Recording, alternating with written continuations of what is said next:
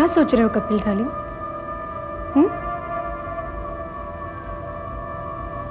कुछ नहीं। और तुम्हारे माथे पर ये चोट कहां से आई?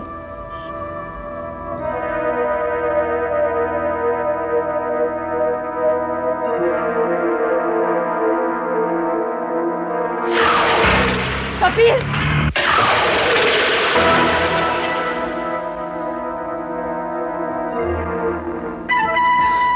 बात क्या है कपिल? अनीता, तुम तो जानती हो कि रमा के अपाहिजपन ने उसे कितना चिड़चिड़ा बना दिया है। पागलों की तरह बर्ताव करने लगी है वो। और कल तो उसने एक हद ही कर दी। गुस्से में उसने कांच की पेड़ उठा के मेरे सर पे मार दी। ये जो माथे पे निशान देख रही हो ना, ये उसी का है।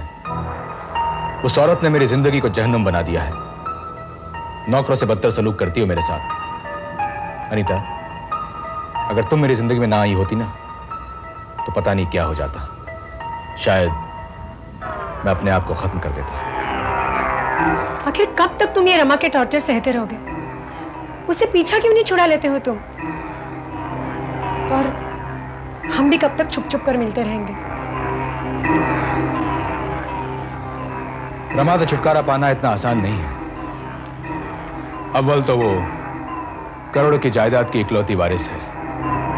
तलाक की सूरत में वो जायदाद मेरे हाथ से निकल जाएगी, और मैं नहीं चाहता कि करोड़ों की जायदाद मेरे हाथ से निकल जाए। तो ऐसी सूरत में हमारे पास दूसरा रास्ता भी तो नहीं है? है, एक रास्ता है।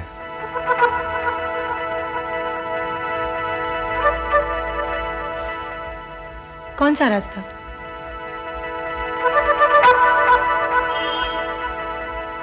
मौत का रास्ता। मौत? हाँ, रमा की मौत। लेकिन उसमें एक गड़बड़ है। अगर मैं रमा का कत्ल करता हूं, तो पुलिस मुझे गिरफ्तार करके फांसी पे चढ़ा देगी। और अगर ये कत्ल किसी पेशेवर कातिल से कराया जाए तो? तब भी पुलिस मुझे ही गिरफ्तार करेगी। वो क्यों? Simple, very simple. क्योंकि रमा की मौत से सिर्फ और सिर्फ मुझे ही फायदा होगा, और पुलिस कड़ियों को आसानी से जोड़कर इस नतीजे पे पहुंचेगी कि मैंने ही अपनी वाइफ का कत्ल करवाया होगा।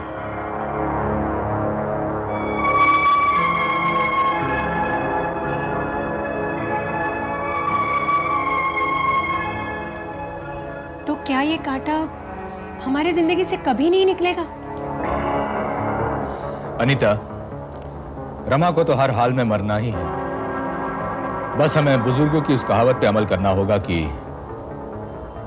सांप भी मर जाए और लाठी भी न टूटे। वो कैसे? अनीता, तुम मुझे कहीं से जहर की एक ऐसी किताब लाके दो जिसमें जहर बनाने के अलग अलग तरीके लिखे हैं। बस फिर यूं समझो कि रमा नाम का कांटा हमारी जिंदगी से हमेशा हमेशा के लिए निकल जाएगा।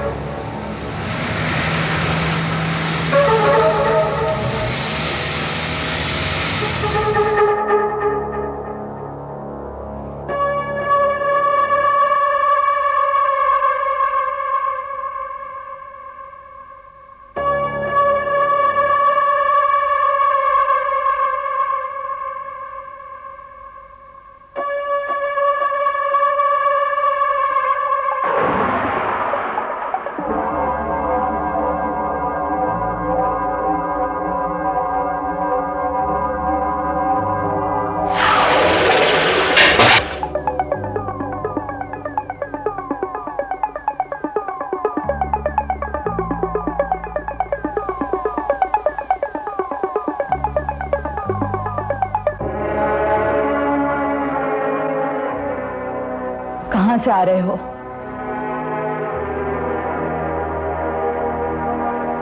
मैंने पूछा कहां से आ रहे हो? वो ऑफिस में मीटिंग चल रही थी ना। झूठ मत बोलो, ऑफिस में 4 बार फोन कर चुकी हूं मैं। ये क्यों नहीं कहती कि तुम अपनी चुड़ैल सेक्रेटरी अनीता के साथ उसके फ्लैट पे गुलछर्रे उड़ा रहे थे? रमा, तुम मुझे गलत समझ रही हो। मैं तुम्हें बिल्कुल सही समझ रही हूँ, बिल्कुल सही समझ रही हूँ। गलती तो मैंने उस वक्त की थी जिस दिन मैंने तुम जैसे 2 कौड़ी के फटीचर आदमी से शादी की थी। रमा, ये तुम कैसी बातें कर रही हो? हाँ? आखिर तुम्हें क्या हो गया है? मुझे कुछ नहीं हुआ है, कुछ नहीं हुआ है मुझे।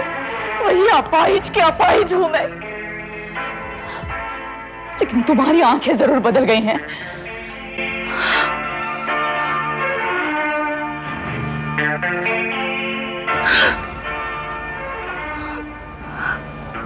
Please Rama,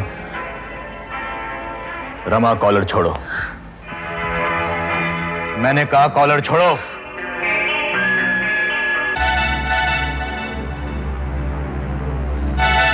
come on Rama, cool down. देखो, इतना गुस्सा नहीं करते। गुस्से से तुम्हारी तबीयत खराब हो जाती है। वैसे गुस्से में तुम बहुत खूबसूरत लगती हो। अच्छा, एक बात बताओ, तुमने आज खाना खाया या नहीं? भाई, मैंने तुम्हारे लिए खाना नहीं खाया अभी तक। विजू, एक काम करो। जी साहब। खाना लगाओ। आज मैं और रमा साथ खाना खाएंगे। जी साहब।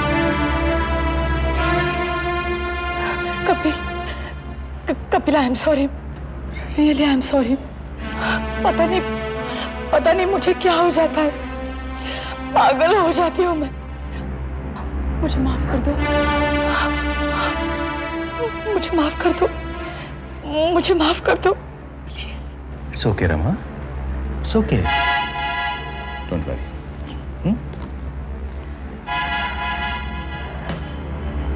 Take it easy. सब ठीक हो जाएगा।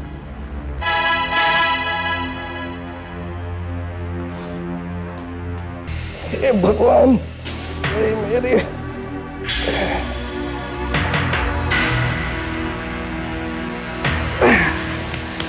ये किताबें हैं जिसमें दुनिया भर के सारे जहर बनाने के तरीके लिखे हुए हैं। क्या है मैडम, कोई पढ़ता नहीं इसलिए धूल जम गई है। सॉरी।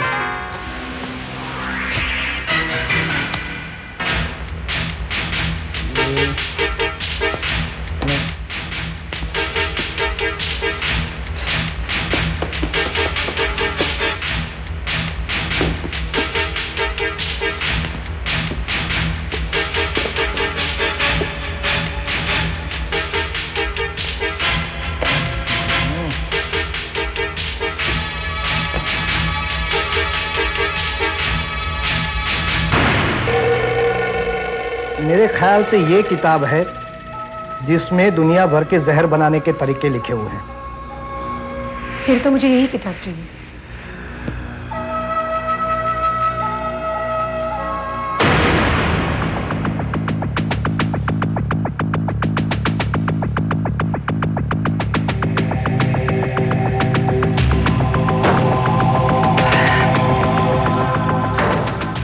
मैडम, आपको 500 रुपये एडवांस देना होगा। जी? क्या है, आप हमारी लाइब्रेरी की मेंबर नहीं है ना, इसलिए। ओह,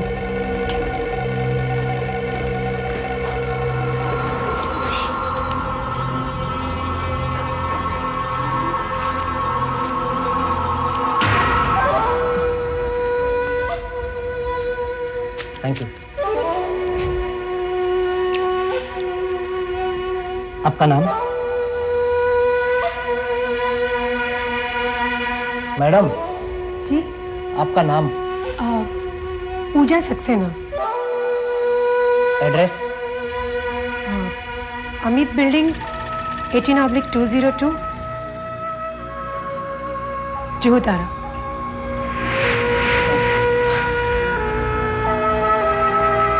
एक्सक्यूज मी। जी? मैडम, आप ये किताब? जी, दरअसल मैं दुनिया भर में बनाए जाने वाले जहर पर रिसर्च करना चाहती हूँ। अच्छा, all the best. Thank you.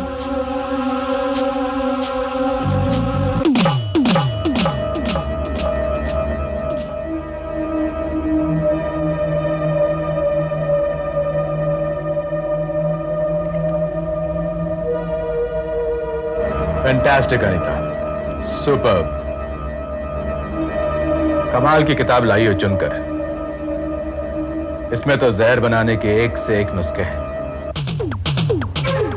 कहीं लाइब्रेरी वाले को शक तो नहीं हुआ? उसे शक तो हुआ था, लेकिन मैंने गोलमोल सा जवाब दे दिया। Good, very good. अब वक्त आ गया है कि हम रमा को उसकी बोझ भरी जिंदगी से छुटकारा दिला दें। इस किताब में जितने जहर बनाने के नुस्खे हैं ना, उसमें से मैं एक पर आज रात को ही अमल करूंगा।